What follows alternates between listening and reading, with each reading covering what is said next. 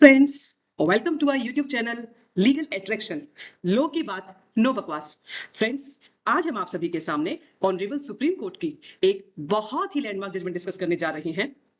यदि आप लॉयर हैं, एडवोकेट हैं, आप लॉ के स्टूडेंट हैं या फिर आप एक कॉमन पर्सन है, आप सभी को इस जजमेंट के बारे में पता होना चाहिए, क्योंकि ये जजमेंट आपके एक अधिकार की बात करता है, आपका एक लीगल राइट, जिसके बारे में आप सबको जानकारी होनी चाहिए। आप सभी के सामने ये पिक्चर्स दिख रही होंगी जो कि स्टाम्प पेपर्स होते हैं। उम्मीद करते हैं कि आप सभी ने अपने लाइफ में किसी ना किसी फॉर्म में इन स्टाम्प पेपर्स को जरूर देखा होगा। आपके जो प्रॉपर्टी के कागजात होते हैं उसमें भी वो कागजात इसी पेपर्स पर बने होते हैं। या फिर यदि आप रेंट पर रह रही हैं, आपने कोई रेंट एग्रीमेंट बनाया है, कोई लीज एग्रीमेंट बनाया है, उस पर भी इस प्रकार के स्टाम्प पेपर्स का इस्तेमाल होता है। तो इसी के रिगार्डिंग हम बात करेंगे ऑनरेबल सुप्रीम कोर्ट की एक लैंडमार्क जजमेंट कि आखिर सुप्रीम कोर्ट ने ऐसा क्या कहा स्टाम्प वेंडर्स के रिगार्डिंग जो इस केस को अहम बनाता है। तो आइए दोस्तों, इस केस को हम ब्रीफ में जान लेते हैं और आपकी जानकारी को बढ़ाते हैं। केस का नाम है Aman Bhatia versus state NCT Delhi, जिसे डिसाइड किया हमारी 2 जजेस bench, justice PB Pardiwala and justice R Madhavan. इस केस को बेहतर समझने के लिए हम इस केस के फैक्ट्स को जान लेते हैं बहुत शॉर्ट में। देखिए, इस केस में एक व्यक्ति है अमन भाटिया, जो इस केस में अपीलांट है, जिन्होंने अपील करी है। तो अमन भाटिया कौन है? ये एक लाइसेंस्ड स्टाम्प वेंडर है। मतलब ये सरकार की तरफ से इनको एक लाइसेंस मिला हुआ है कि आप सरकार के जो स्टैंप पेपर्स है उनको बेच सकते हैं किसी व्यक्ति को। इन्होंने क्या किया, एक स्टैंप पेपर था 10 रुपए का और उन्होंने उस स्टैंप पेपर को 12 रुपए में बेचने की कोशिश करी। और हमेशा ये याद रखिए, ये आपका एक राइट होता है कि यदि किसी स्टाम्प पेपर की वैल्यू 10 रुपए है तो आप उसको 10 रुपए में ही खरीदेंगे। किसी स्टाम्प की वैल्यू 100 रुपए है तो आप 100 में ही खरीदेंगे। तो जो वैल्यू स्टाम्प पेपर पर लिखी है आप उतनी ही अमाउंट देकर उस स्टाम्प को खरीद सकते हैं। लेकिन इस केस में इन्होंने 2 रुपए एक्स्ट्रा लेने की कोशिश करी। इसकी कंप्लेंट फाइल की गई पहले एसीबी के पास, anti corruption bureau. Anti corruption bureau ने अमन भाटिया के खिलाफ एक जाल बिछाया और उस जाल में वो फंस गए और इन्हें पकड़ा गया कि ये हाँ वाकई में लोगों से एक्स्ट्रा रुपए चार्ज करते थे स्टाम्प पेपर्स के। स्टाम्प पेपर यदि 10 का है तो उसे 12 में बेचने की कोशिश करते थे।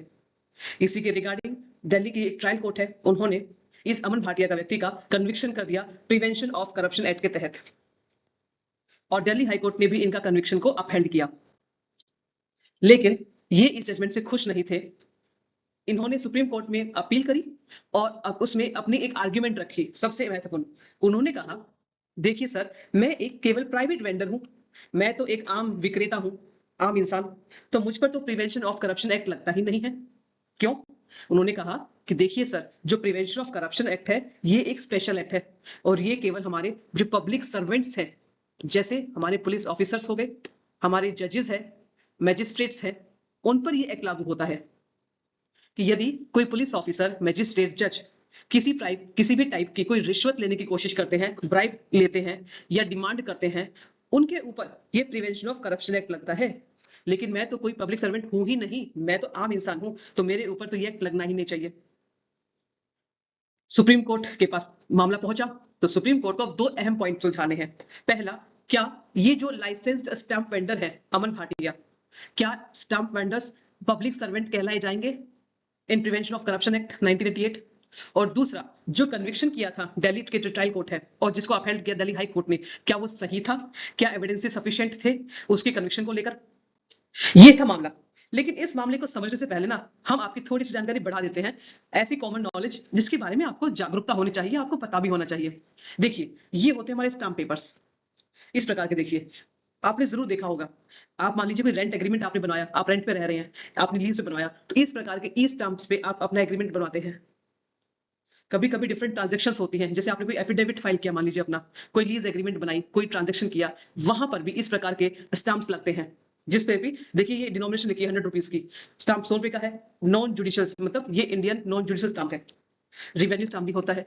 तो स्टाम्प का मतलब क्या है? स्टाम्प तो दिख गया कि स्टाम्प एक पेपर एक तरह का, बट है क्या एग्जैक्टली? देखिए, स्टाम्प एक तरह का पेपर है जिसके ऊपर ये रिवेन्यू स्टाम्प प्रिंट होता है, जैसे 50 रुपए, 20 रुपए, ये प्रिंट होता है और ये पोस्टल स्टैंप की जैसा ही होता है।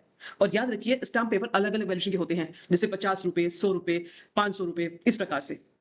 अब आप सोच रहे होंगे कि हम इन स्टाम्प पेपर्स का इस्तेमाल क्यों करते हैं। जैसे कि आपने कोई रेंट एग्रीमेंट बनवाया, उससे हम स्टाम्प पेपर पर ही लिखते हैं।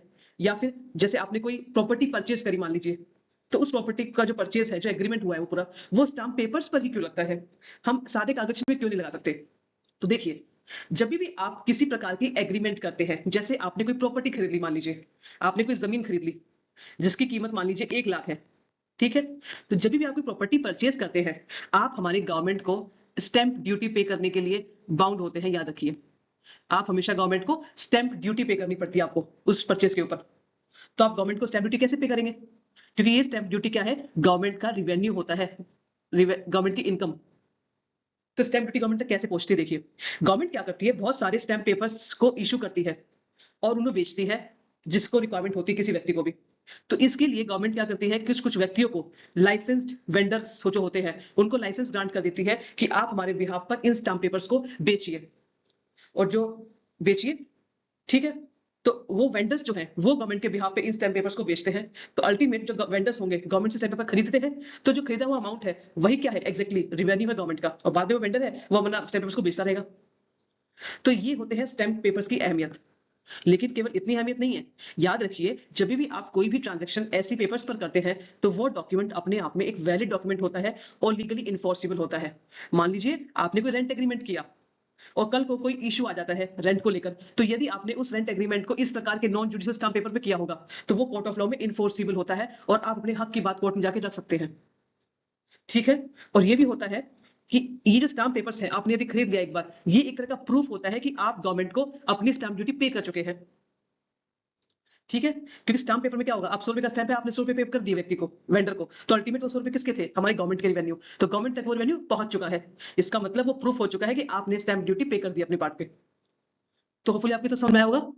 स्टैम्प पेपर्स दो प्रकार के होते हैं mainly, judicial stamp, non judicial. Judicial मतलब जो न्यायिक स्टैम्प्स होती हैं, इसका इस्तेमाल कहाँ होता है, जो भी कोर्ट का काम होता है, कोर्ट की जो कार्रवाई होती है, जिसमें आप पेटिशंस फाइल करते हैं, आप एफिडेविट्स फाइल करते हैं, तो आपको इन इश्यूज में, जैसे आपने कोई सूट फाइल किया, उसमें आपको कोर्ट फीस पे करनी पड़ती है। तो जो ये कोर्ट फीस पे कर रहे हो, ये कैसे फीस पे की जाएगी आपकी, ये स्टाम्प पेपर्स के माध्यम से आप कोर्ट फीस पे करते हैं। तो जितनी कोर्ट फीस हुई, उतने के आप स्टाम्प पेपर्स ले लेते हैं मार्केट से, या जो आपके जो रिकॉग्नाइज्ड लाइसेंस्ड वेंडर्स होते हैं स्टाम्प पेपर्स के, उनसे आप खरीद सकते हो स्टाम्प पेपर्स। इसको बोलते हैं कोर्ट फीस स्टाम्प भी बोलते हैं।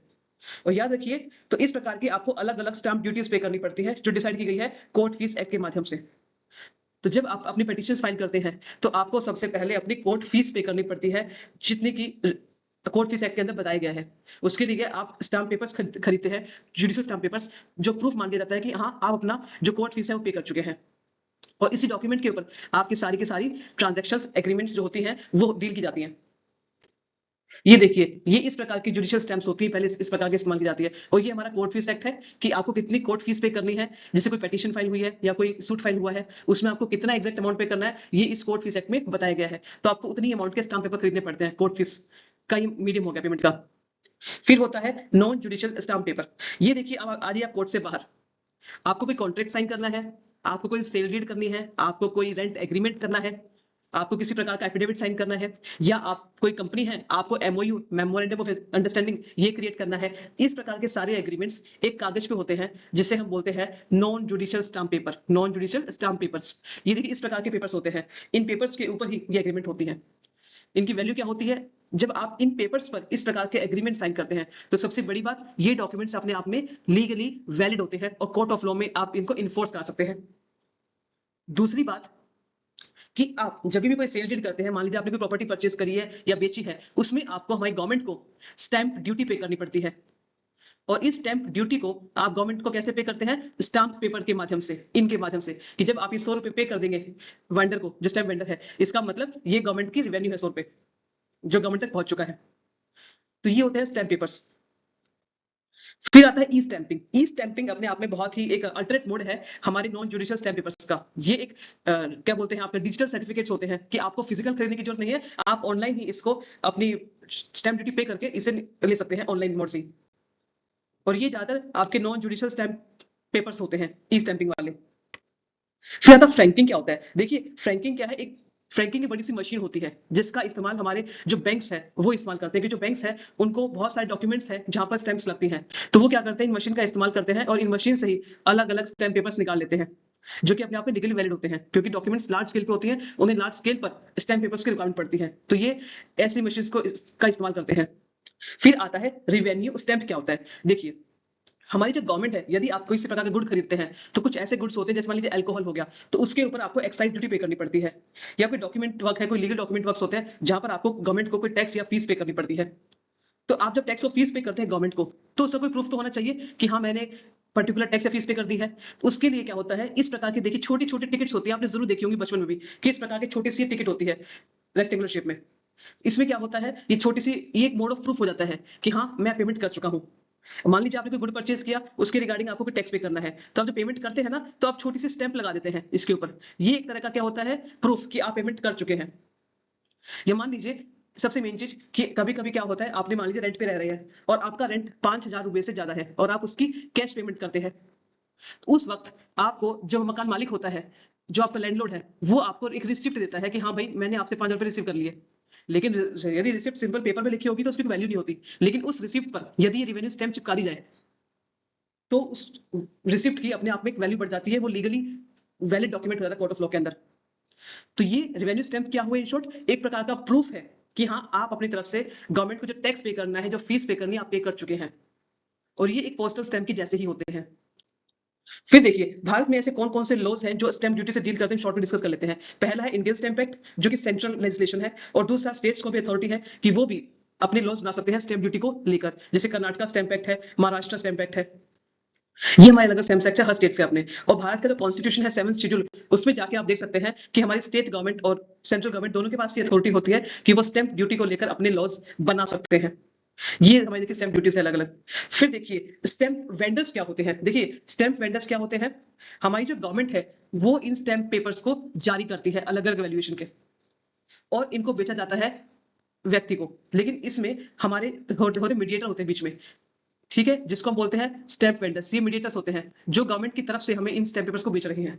तो गवर्नमेंट ने क्या किया, स्टैंप पेपर्स को बनाया और एक स्टैंप वेंडर्स इनको लाइसेंस जारी कर देती है कि आप हमारे माध्यम से इन स्टैंप पेपर्स को बेचिए आम व्यक्ति तक।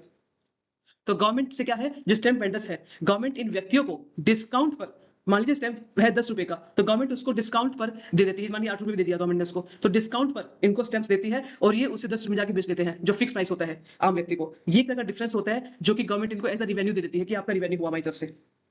तो याद रखिए, तो स्टैंप वेंडर्स हमारी ऑथराइज्ड सेलर्स हैं in duty stamp duty papers के, और जो रिवेन्यू स्टैंप्स होती है उनको, ठीक है। फिर देखिए आप भी एक स्टैंप वेंडर लाइसेंस बन सकते हैं। आप भी एक वेंडर बन सकते हैं, स्टैंप वेंडर, एक लाइसेंस लेके गवर्नमेंट की तरफ से। करना कुछ नहीं है, आप गवर्नमेंट को, रेलिवेंट जो स्टेट गवर्नमेंट है उनके डिपार्टमेंट में जा सकते हैं, स्टैंप डिपार्टमेंट होता है, और उसके पास आप जाकर लाइसेंस जमा के लिए अप्लाई कर सकते हैं कि मुझे भी स्टैंप वेंडर बनना है। तो गवर्नमेंट आपसे कुछ डॉक्यूमेंट्स मांगेगी, आप डॉक्यूमेंट्स अप्लाई करोगे, वेरिफिकेशन होगा, उसके बाद गवर्नमेंट चाहे तो आपको अपना रिकॉग्नाइज्ड स्टैंप वेंडर बना सकती है, ऑथराइज्ड स्टैंप वेंडर। अब देखिए ये आप समझ चुके होंगे स्टैम्प वेंडर्स का कंसेप्ट क्या था, लेकिन अभी हम ये डिस्कस कर रहे थे कि क्या जो स्टैम्प वेंडर्स होते हैं, स्टैम्प वेंडर्स, क्या ये भी प्रिवेंशन ऑफ करप्शन एक्ट के तहत डील किए जाएंगे? क्या ये public servant under prevention of corruption act इनको माना जाएगा? तो सुप्रीम कोर्ट ने साफ साफ कहा जो स्टैम्प वेंडर्स होते हैं ये भी पब्लिक सर्वेंट माने जाएंगे under prevention of corruption act 1988। इसका मतलब यदि एक स्टैम्प वेंडर है, यदि ये 10 रुपए के स्टाम्प को यदि 20 रुपए 12 रुपए बेचता है, तो इसको भी हम पकड़ सकते हैं, जेल में डाल सकते हैं, और इस ऊपर भी प्रिवेंशन ऑफ करप्शन एक्ट के तहत चार्जेस लग सकते हैं, और इसको कन्विक्शन हम कर सकते हैं, इसका कन्विक्शन इस एक्ट के तहत। तो याद रखिए, यदि आप भी जाकर कोई स्टैम्प खरीदते हैं तो ओरिजिनल स्टैम्प की यदि वैल्यू 100 रुपए है तो आप 100 रुपए ही पे करिए, आप 110 120 देने के लिए बाउंड नहीं है। यदि वो आपसे एक्स्ट्रा चार्ज करता है तो वो मनमानी कर रहा है, वो करप्शन कर रहा है, और इसके खिलाफ सख्त कार्रवाई की जा सकती है। और सुप्रीम कोर्ट ने ऐसा क्यों कहा कि ये पब्लिक सर्वेंट्स है? ये भी आप सोच रहे होंगे कि पब्लिक सर्वेंट्स तो इन जनरल हम सोचते हैं पुलिस अथॉरिटीज है, हमारे जजेस है, मजिस्ट्रेट्स हैं, ये कैसे हो गए?